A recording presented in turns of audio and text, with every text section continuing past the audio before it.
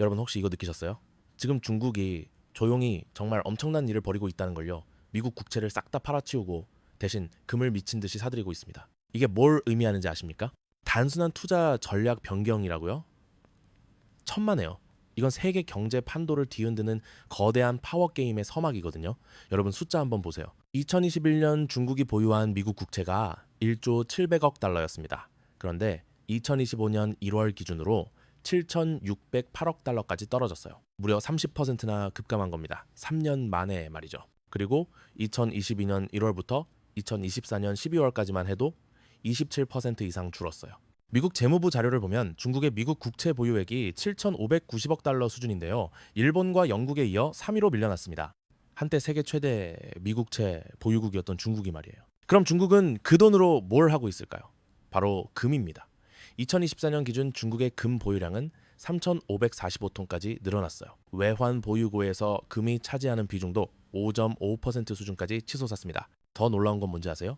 중국이 공식적으로 발표한 금 매입량은 빙산의 일각에 불과하다는 겁니다. 파이낸셜 타임스 보도를 보면 중국이 올해 실제로 매입한 금은 최대 250톤으로 추정되는데 공식 발표는 겨우 25톤이에요. 무려 10배 차이입니다. 왜 숨기는 걸까요? 지금까지만 들어도 뭔가 수상하지 않습니까? 세계 2위 경제 대국이 이렇게 은밀하게 움직이는 이유가 뭘까요? 세상의 모든 핫한 이슈 리딩과 함께하세요. 구독, 좋아요, 알람 설정 부탁드립니다. 하지만 여러분 채널 돌리지 마세요. 이 이야기의 진짜 핵심은 이제부터니까요. 왜냐하면 중국이 이런 선택을 하게 된 배경에는 우리가 상상도 못한 거대한 전략이 숨어 있거든요. 시계를 2018년으로 돌려보겠습니다. 당시 도널드 트럼프 대통령은 중국에 대대적인 무역 전쟁을 선포했어요. 관세 폭탄이 쏟아지기 시작했죠.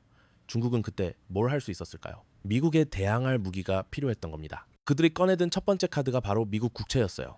미국 국채를 대량 매각하면 미국 금리가 올라가고 미국 경제에 타격을 줄 수 있다는 계산이었습니다. 하지만 결과는 어땠을까요? 중국은 곧 깨달았어요. 미국 국채 시장은 너무나 크고 유동성이 풍부해서 자신들이 조금 판다고 해서 큰 영향을 주기 어렵다는 걸요. 오히려 자신들만 손해를 볼 수 있었습니다. 그래서 전략을 바꿨어요. 급격한 매각이 아니라 점진적으로 보유량을 줄이면서 동시에 다른 안전자산으로 눈을 돌린 겁니다. 바로 금이었죠. 중국 인민은행은 2024년까지 14개월 연속으로 금 보유량을 늘렸습니다. 정부 차원의 매입이었어요. 그뿐만이 아닙니다. 중국 개인 투자자들도 금 매입에 열을 올렸죠. 베트남, 태국 등 아시아 전역에서 금 자판기가 등장했고 심지어 한국 편의점에서도 금을 팔 정도였어요. 세계금협회 자료를 보면 2024년 중국과 인도가 전 세계 금 수요의 상당 부분을 차지했습니다. 이게 우연일까요? 중국의 이런 움직임 뒤에는 명확한 철학이 있습니다. 바로 탈달러화예요. 중국은 탈달러화 전략의 일환으로 금을 매입하고 있다고요. 그러나 그 규모를 추정할 수 있는 방법은 사실상 없다고 했어요. 원유처럼 말이죠. 중국은 왜 이렇게 숨기면서까지 금을 모으는 걸까요? 답은 간단합니다. 미국이라는 거인과의 싸움에서 살아남기 위해서예요. 중국은 외환 보유액의 상당 부분을 미국 달러와 미국 국채로 보유하고 있었습니다. 그런데 이게 약점이 될 수 있다는 걸 깨달았어요.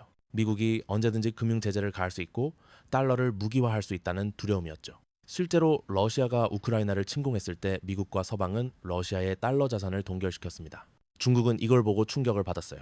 자신들도 언젠가 같은 일을 당할 수 있겠다는 위기감이 든 거죠.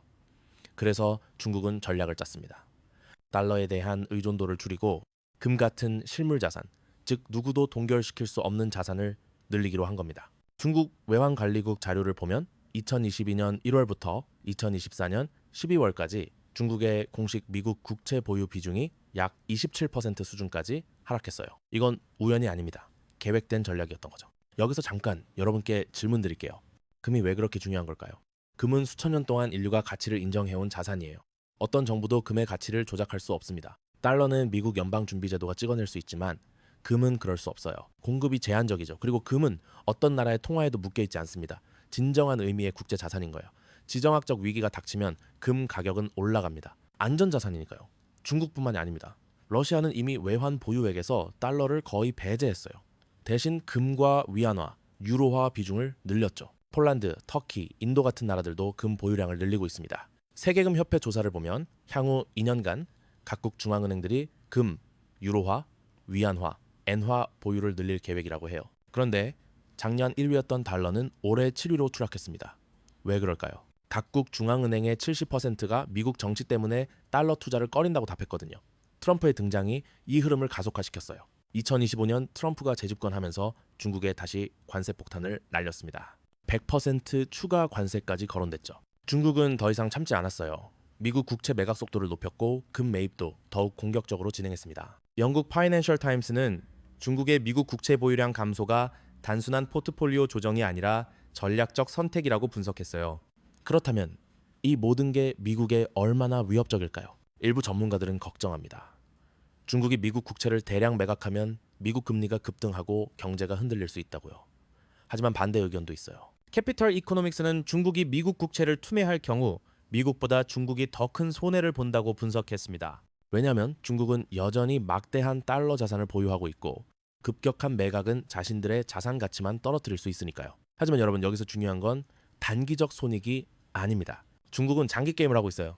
10년, 20년 후를 보는 겁니다. 달러 패권이 흔들리고 위안화가 국제 통화로 자리 잡는 그날을 상상하면서 말이죠.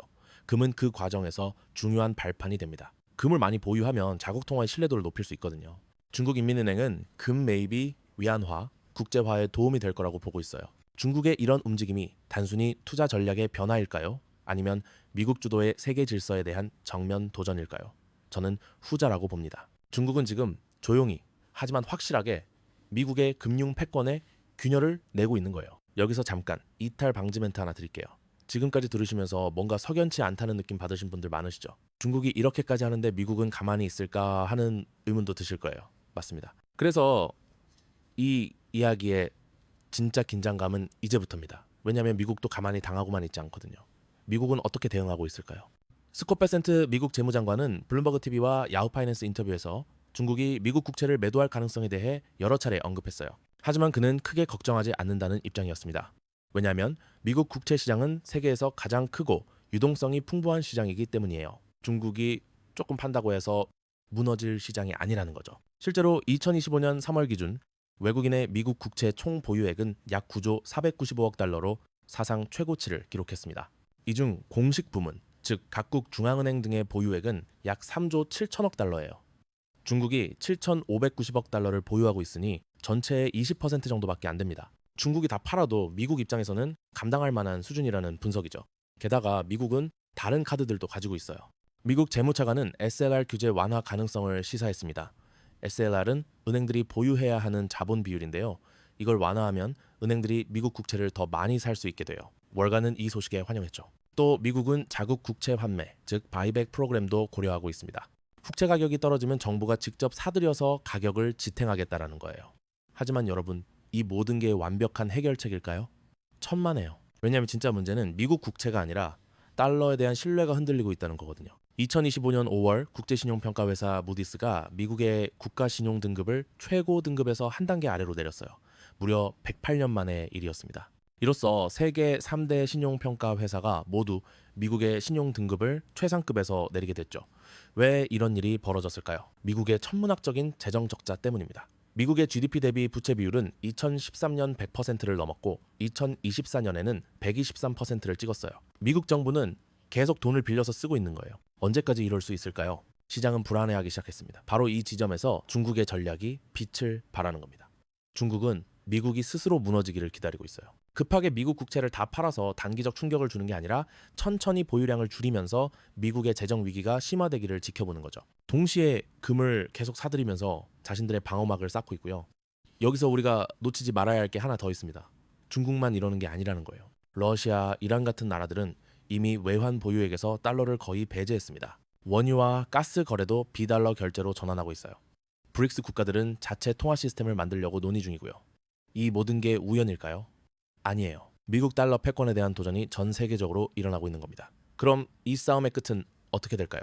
솔직히 아무도 모릅니다. 하지만 한 가지는 분명해요. 우리가 알던 세계 경제 질서가 조용히 변화하고 있다는 거예요. 달러가 영원한 기축통화일 거라는 믿음, 미국이 세계 경제를 영원히 지배할 거라는 확신, 이런 것들이 흔들리고 있습니다. 중국은 금을 사들이면서 이렇게 말하고 있는 거예요. 우리는 더 이상 미국의 게임에만 따라가지 않겠다고요. 우리만의 길을 만들겠다고요. 금이라는 수천 년 된 가치 저장 수단으로 돌아가서 새로운 질서를 준비하겠다고 말이죠. 그런데 여러분, 여기서 한 가지 짚고 넘어가야 할 게 있어요. 아직 법적으로나 공식적으로 명명백백하게 밝혀진 상태는 아닙니다. 중국 측도 억울하다고 해요. 단순한 포트폴리오 다각화일 뿐이라고 주장하죠. 법적으로 문제될 것 없다고요. 하지만 여러분, 우리가 중국한테 기대했던 건 법망을 요리조리 피하는 그런 기술이 아니었잖아요. 숫자로 보면 명확합니다. 2021년 1조 700억 달러에서 2025년 7,608억 달러로 30% 감소. 동시에 금 보유량은 3,545톤으로 역대 최고 수준. 이게 우연이라고 믿으시겠습니까? 브래드 세터 미국 외교관계위원회 수석 연구원은 말했어요. 중국이 미국 채권 포트폴리오의 만기를 단축했다는 것은 의심의 여지가 없다고요. 중국이 지난 6주 동안 외환 보유량 관리에 상당한 변화를 가했을 가능성이 있으며 이는 시간이 지나면서 더 명확해질 거라고 했습니다. 중국 경제매체 화월제재논도 중국의 미국 국채 보유량은 꾸준히 감소할 가능성이 있다고 지적했어요. 향후 변동은 미중 관계에 따라 큰 영향을 받을 거라고요. 중국 정부와 경영진에게 묻고 싶습니다. 지금 당신들이 지키려고 하는 것 대체 뭡니까? 경제 안정입니까? 아니면 미국에 대한 복수입니까? 금을 사들이는 건 자국민을 위한 겁니까? 아니면 패권 경쟁을 위한 겁니까? 하지만 저는 그리고 우리는 아직 미련을 못 버린 것 같습니다. 중국이 정말로 세계 경제에 책임 있는 일원으로 행동할 수 있을 거라고 믿고 싶거든요. 금을 사들이는 게 방어적 조치일 뿐 공격적 의도는 없을 거라고 생각하고 싶어요. 미국과 중국이 서로 파멸시키는 게임이 아니라 공존의 길을 찾을 거라고 희망하고 싶습니다. 10년 후 우리가 다시 한번 이 시기를 되돌아볼 때 중국의 금 매입을 현명한 선택이었다고 평가할 수 있게 말이죠. 오늘 이슈 리딩이 준비한 영상 여러분 생각은 어떠신가요? 중국은 왜 미국채를 싹 다 손절하고 금을 미친 듯이 모으는 걸까요? 댓글로 여러분의 목소리를 들려주세요.